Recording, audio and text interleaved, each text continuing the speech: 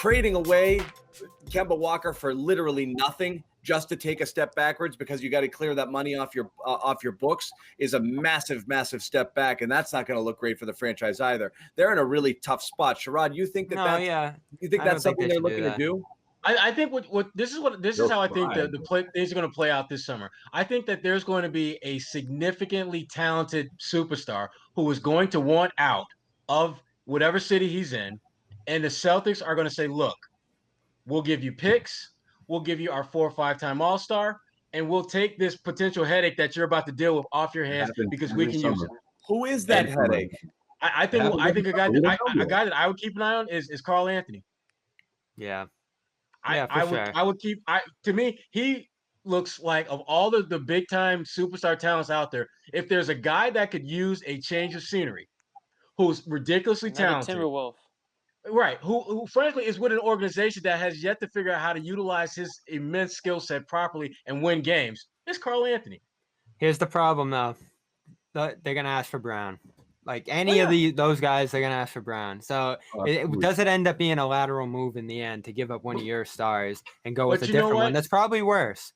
But Bobby, the one thing, the pushback I'll have with that is that, look, if he lets them know that he wants out, they're going to take whatever they feel is the best deal they can get. And if you're the Celtics, I can't believe that's going to be the Celtics. It's not going to be Kemba and a bunch of picks in the 20s. Unless he pulls the James Harden card and say, I want to go. I said that about Beal. Yeah. Beal's the only shot at that. You really think these two without high level, without a deep playoff run or appearance in the NBA Finals, you think these two they're gonna keep playing with each other for the next 2 seasons? Or I don't think so. Maybe one more year before one of them starts to ask for a trade, or one of them says, you know what, I could do things my own, or I could shine somewhere else and start a team on my own. I mean, it's happened so many times. This is the NBA we're talking about, you know? Yeah. LA's calling for Tatum in another year or two if this doesn't get better.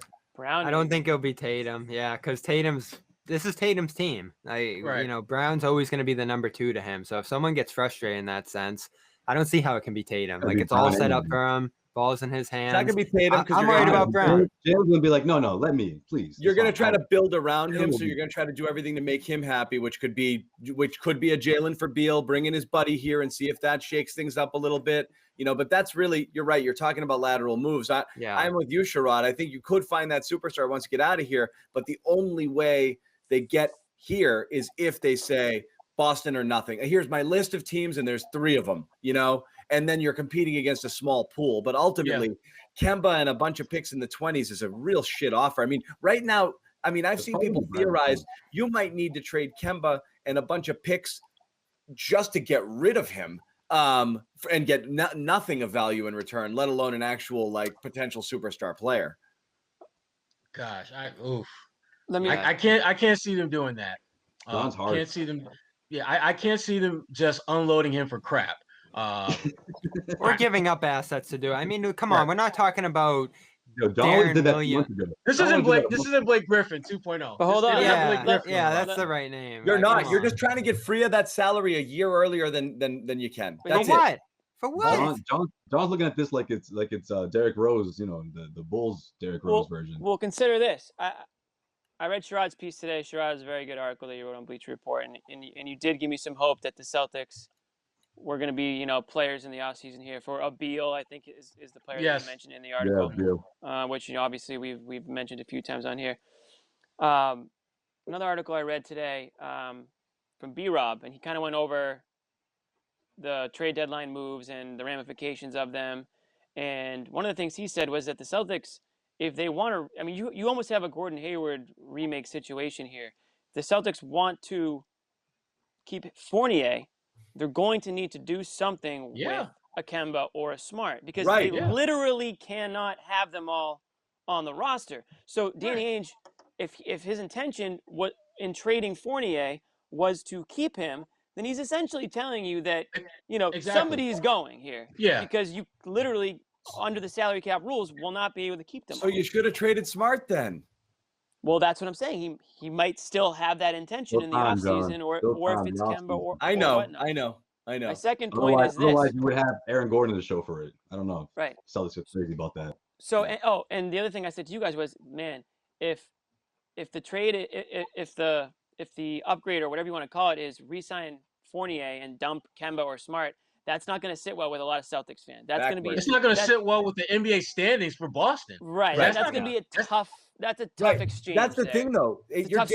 You're damned in both scenarios, Jimmy. We talked about this. If you re-sign everybody and go deep into the tax, you're going to be the most expensive 4 seed in NBA history. You know, it's the worst thing that you can do right now. And again, we keep saying the same thing: is overpay for the middle class. And right now, if it's Smart or if it's Fournier, and you got to dig deep into your pocket to retain these guys, you're paying top dollar for middle class talent while already having 2 max superstars on your team. That's an absolute disaster in the NBA. You need younger players, rookie contracts, people performing well at that level, instead of doling out $20 million, $18 million that kind of also rans. You get cheaper players and live with whatever they give you. You're not signing Fourniers and Smarts when you have those kind of problems. But if you don't sign them, you have nothing. Your team is just worse. So you're really in a tough spot right now. You either sign them and live with a really expensive team that isn't a title contender,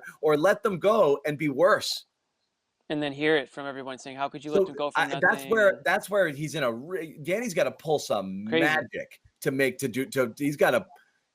Whatever he's done in the past, he needs a situation like Sherrod trading for Tatum, all of those picks. This will be the greatest trick he ever pulled if he pulls them out of this one in the offseason, because they're in a really, really big jam without a lot of wiggle room and no assets to maneuver. Right, and you mentioned lateral move and how, what's the point of anything? But what's the point of a lateral move? Well, listen, if it's a lateral move after a season of 500 or below basketball, it might not be a lateral move. It might look like a lateral move on paper, but you can't tell me that Karl-Anthony Towns, for example, becomes available and, they want Jaylen Brown. You cannot tell me that that's not something that you seriously consider based on what you've seen, with the makeup of this team and with what Karl-Anthony Towns is capable of. He's not just some center, some guy. I mean, this is a legitimate top big in the NBA, and you put him around a good organization with good players.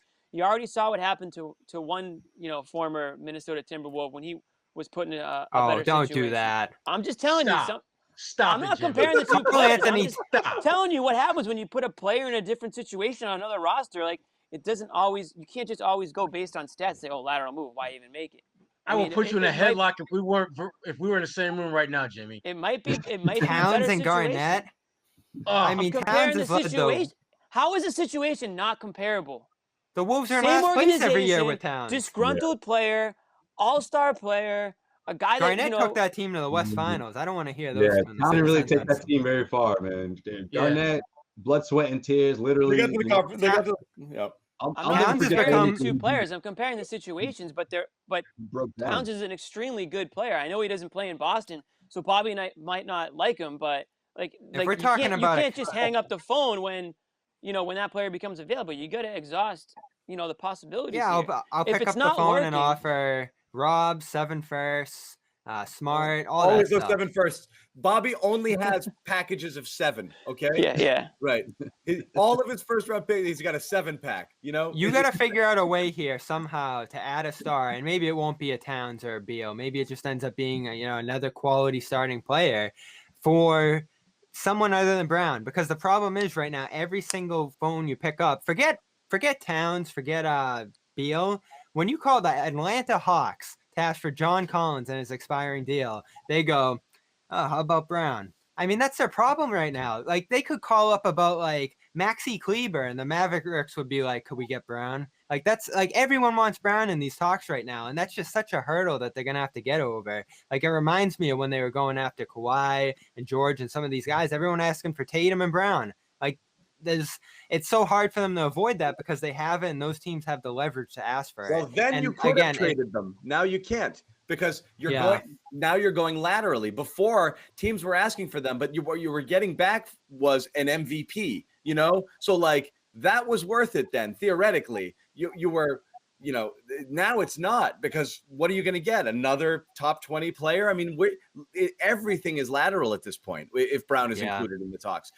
Unless you have a situation where the other team wants Brown to be their cornerstone and they're going to give you a player that is close to an equivalent talent plus assets, then you could view it as a lateral move on the court, but I'm going to build moving forward. That's a good point. Yeah. So that would be the only way, is if you did Brown for Towns and a couple first rounders. Oh, interesting. Because those first rounders might be the key to me doing something more down the road, whether I flip them or I turn it into something. That's the only way it works. But otherwise, just sliding a player for a player, I don't see how they do it. Yeah, I think that's how that works, because I mean, let's face it, between the two, and in that case might have to be Tatum, but anyway. Like, who's winning the trade here? If you're Celtics, you're like, hey, listen, those picks are gonna go a long way for us. So yeah, I think that would.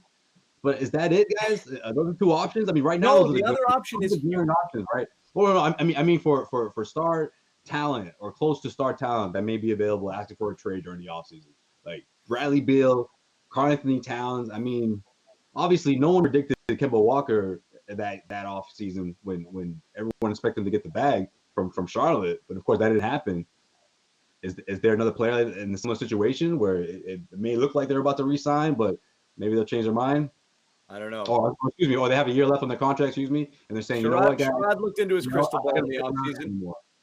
Sherrod, I mean, are there other names? You looked into your crystal ball and wrote about it? For now, I mean. Well, I mean, when you look into the crystal ball, I try to be like, I don't know, realistic about it. And again, the point that I made earlier, and I honestly, God, believe this is how it's going to play out if the Celtics are going to make this quantum leap sooner rather than later. They are going to have to get someone who is in a situation that they desperately want to get the hell out of. And there aren't a lot of guys like that. And Bradley Beal, I mean, all indications from him publicly and people I've spoken to close to him privately, he's cool with being in Washington. He has absolutely no problem finishing out his career with the Washington Wizards, because again, with them going out and getting Westbrook, that was a clear signal to him that this may not be the perfect marriage, but shit, they're trying to actually, they're trying. They're legitimately trying to make after this 1 year, better. You don't think that's going to get old? I don't know. I don't think he wanted out of town this season. He's like, listen, we'll give this a go. I have to give this a shot, right? Something has to happen that triggers him to say, you know what? I can't deal with this crap anymore. I got to be out of this. Maybe one more year with Westbrook. I'm telling you, it's going to take something like that, something that's going to trigger him to want out. Now, Karl-Anthony Towns, I think that, look, if the Timberwolves say, hey, we've got a couple of offers on the table and we're thinking, before they finish the sentence, he's like, let's do it. Let's go. Let me know where you need me to go. Because I do think he wants out of Minnesota. I really do. Yeah. And that's great news if you're the Celtics, because listen, you're looking for some sort of out or some sort of plan or some sort of, Hail Mary, superstar player that wants out, right? Because you're not going to get any of these guys and anybody hitting free agency you're already out on. You can't sign anybody. You don't have any cap space even remotely close. So your only plan is to trade for a star at this point or somebody like that. Tank it up. And we haven't mentioned Rob Williams, but listen, I've been saying this all season. The more he plays and the better he gets, the more of a tradable asset you have there. And at least that's somebody that if they're interested in one of these superstar players like a Cat or something, he might be a guy that you dangle out there. We didn't again. My secret plan. To go back to Jimmy's analogy earlier, they're looking at him and like, he may be Al Jefferson. I don't know.